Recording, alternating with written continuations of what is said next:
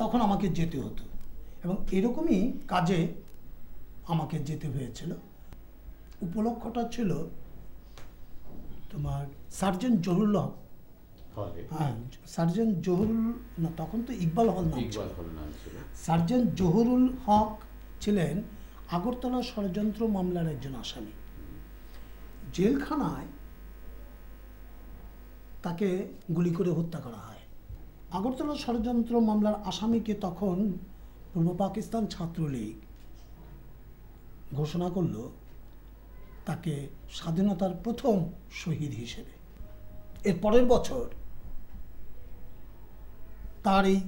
তাকে সম্মান জানানোর জন্যে আমরা ওই দিনটায় 15ই ফেব্রুয়ারি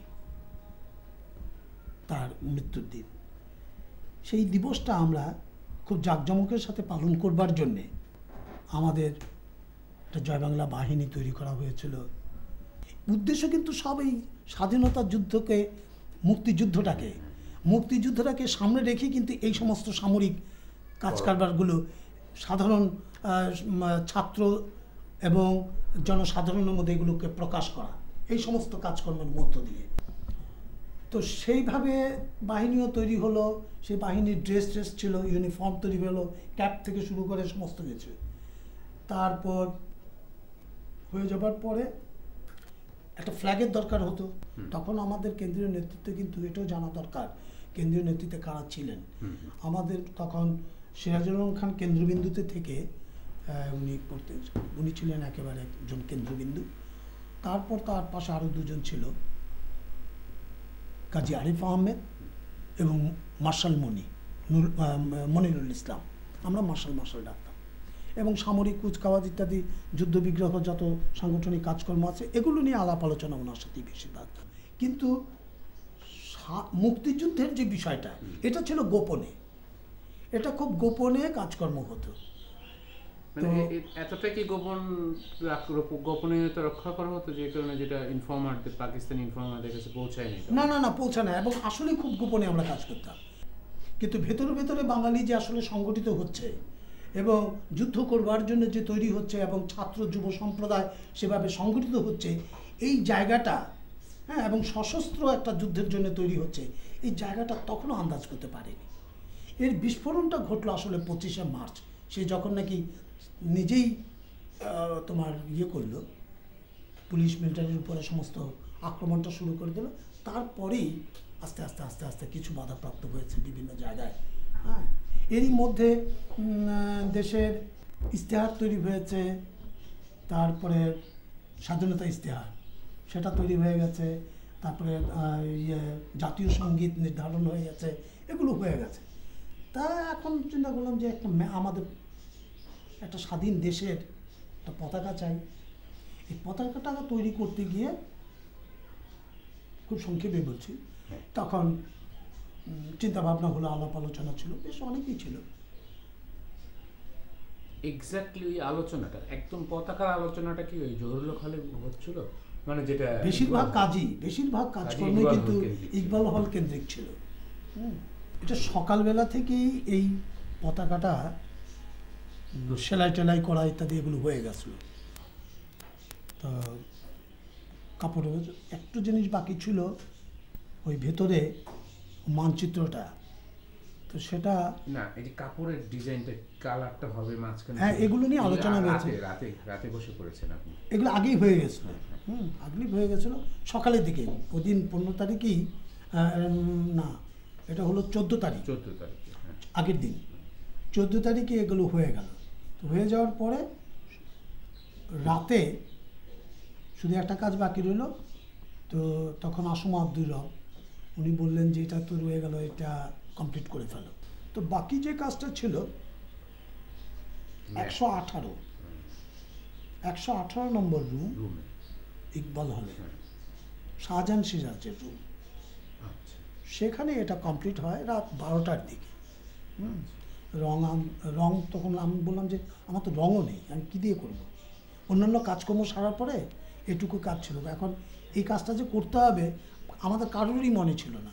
তো রাত 12টার দিকে তখন শেষে এই যে তোমরা যে 11 জন একটা বই আছে না, ওখানে খসরু আছে না, খুশ। খসরুকে পাঠানো নিউ মার্কেটে। তো নিউ মার্কেট এলাকাটা কিন্তু আবার আমাদের মোটামুটি কথাবার্তা শুনে আমাদের চেনে জানে, হ্যাঁ বেশ নিয়ন্ত্রণে, এবং খুব মাস্তানি অবস্থায় না, তারা জানে দেশে কাজকাম করে এরা ইত্যাদি। স্বতঃস্ফূর্তভাবে ওই লোকগুলো কিন্তু আসলে আমাদেরকে সাহায্য সহযোগিতা করতো এবং আমাদেরকে বিভিন্নভাবে সহযোগিতা করতো। সে ঘুম থেকে উঠে, দোকানদারকে ঘুম থেকে উঠে ওই রং আনা হয়েছিল রাত 12টায়। হ্যাঁ, তো রং আনা হয়েছিল, তো রং এনে বাকি ওই কাজটা আমাকে করতে হয়েছে। তো করে রেখে দেওয়া হলো যাতে শুকানোর জন্যে, এবং ওটা ইয়ের এক কোনায় ঝুলিয়ে রাখা হলো যাতে শুকায়, কারণ এর পরের দিনই তো কুচকাওয়াজে নিয়ে যাবে। এইভাবে মোটামুটিভাবে মানে পতাকাটা শেষ হয়।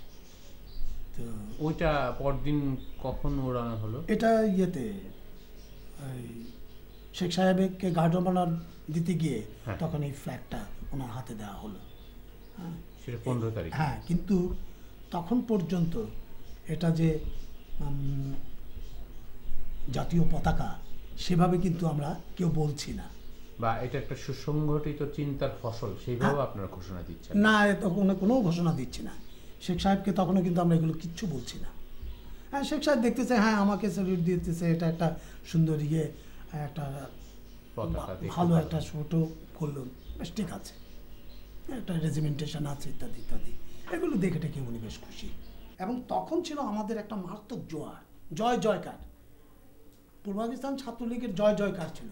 এবং ভেতরে ভেতরে আমরা একটা কথা বলেছি যে আমরা উপরে প্যানেলের মধ্যে আমরা লিখেছি, আমি কুমিল্লা ভিক্টোরিয়া কলেজের যে ইলেকশন সেখানেও আমি লিখেছিলাম, আমরা বলেছি যে শাহ আলম রুস্তম পরিষদে ভোট দিন, স্বাধীনতা সংগ্রামের শপথ নিন। এ কথা আমরা তখন বলতেছি 70 সালে। আমরা ভেতরে ভেতরে আস্তে আস্তে আস্তে আস্তে আস্তে ছাত্রদের মধ্যে আমরা কিন্তু গোপনে এই কথাগুলো বলতাম। হ্যাঁ, আমরা এগুলো বলতাম যে এটা ছাড়া আমাদের কোনো উন্নতি হতে পারে না, এবং আমরা এই পাকিস্তানি গোলামি থেকে যদি আমাদের মুক্ত হতে হয় তাহলে আমাদের স্বাধীনতার যুদ্ধে অংশগ্রহণ করতে হবে এবং মুক্তিযুদ্ধ মাস্ট। এটা তৎকালীন সময়ে যুবকদেরকে, ছাত্রদের মধ্যে এই সমস্ত কথাবার্তা বলতে খানিকটা ঝুঁকিপূর্ণ থাকলেও কেউ বিপদে খুব একটা ফেলেনি। আমরা এই কাজগুলো করতে পেরেছি এবং প্রত্যেককে একটি কথা বলেছি যে সময় মতো সব তোমরা জানতে পারবে, তোমরা এগুলো গোপন রাখো, যতটা পারো তোমরা গোপনে গোপনে কাজকর্ম করো। এবং প্রত্যেকেই নিষ্ঠার সাথে এই কাজগুলো তারা করেছে। ছাত্রদের একটা বিরাট একটা ভূমিকা এখানে ছিল, এটা অস্বীকার করার জন্যে। পাশাপাশি তো দেশের অন্যান্য আপামর জনসাধারণ ছিল, অন্যান্য বিভিন্ন শ্রেণী পেশার লোকজনরা আস্তে আস্তে এর সাথে হয়। যখন হলো যুদ্ধকালীন সময়, আস্তে আস্তে আপনি কোথায় ছিলেন? আমি যুদ্ধ ইয়েতেই ছিলাম, ফিল্ডে তো ছিলেন? হ্যাঁ ছিলাম। আমি কুমিল্লার এই বুড়িচং, তোমার মুরাদপুর, মুরাদনগর, এই সমস্ত এলাকায়, ব্রাহ্মণবাড়ির এইদিকে, এই সাইডটায়। ট্রেনিং আমরা দেরাদুনে নিয়েছি। তারপরে এই সময় তো ওই কুমিল্লা শহরে কি কখনো আসতেন আপনি? কুমিল্লা শহরে আমার তখন আসা হতো না। হ্যাঁ, কুমিল্লা শহরে আমি আসতাম না, কারণ কুমিল্লা শহরটা আমি একটু অ্যাভয়েড করতাম, কারণ কুমিল্লা শহরে প্রতিদিনই তখন মাইকিং হচ্ছে আমাকে ধরিয়ে দেওয়ার জন্য। আচ্ছা, মাইকিং হচ্ছে তখন বোধহয় কত হাজার টাকা যেন ঘোষণাও দিয়েছে যে তাকে ধরিয়ে দাও, অত হাজার টাকা দেবো ইত্যাদি ইত্যাদি। তো সেসব কারণে কুমিল্লা শহরে মোটামুটি সব লোকজনই আমাকে চেনে জানে, তো ফলে সেখানে ধরা পড়ে যাওয়ার একটা ভয় ছিল।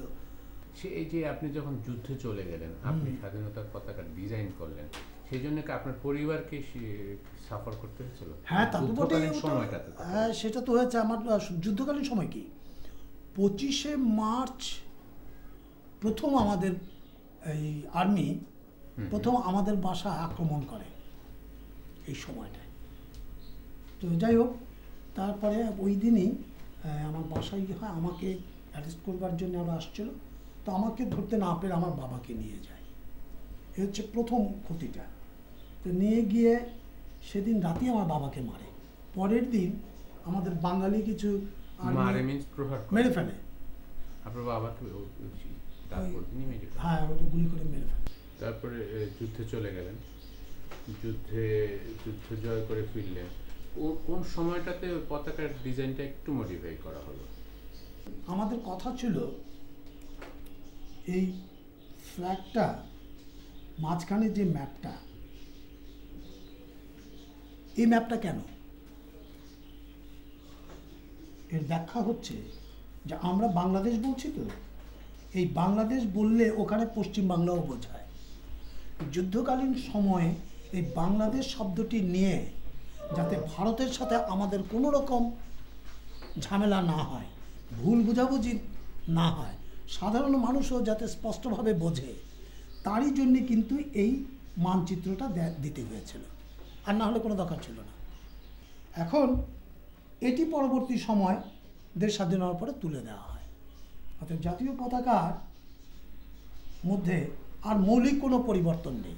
বিষয়টা এইরকম, একটা মহাকাব্যে অনেকগুলো চরিত্র থাকে, দুটো একটা চরিত্র দিয়ে কিন্তু মহাকাব্য হয় না। আমাদের মুক্তিযুদ্ধটা ঠিক তো হবেই না, প্রশ্নই আসে না। আমাদের এই যে মুক্তিযুদ্ধ, এটি একটি মহাকাব্যের মতো। এখানে অনেক চরিত্র থাকবে এবং কোনো চরিত্রই গৌণ না। অসংখ্য চরিত্রের ভূমিকার মধ্যে দিয়ে একটা সমষ্টিগত ফলাফল আমরা পাবো, এবং আমার ভূমিকাটাও সেই রকম একটা কণা মাত্র।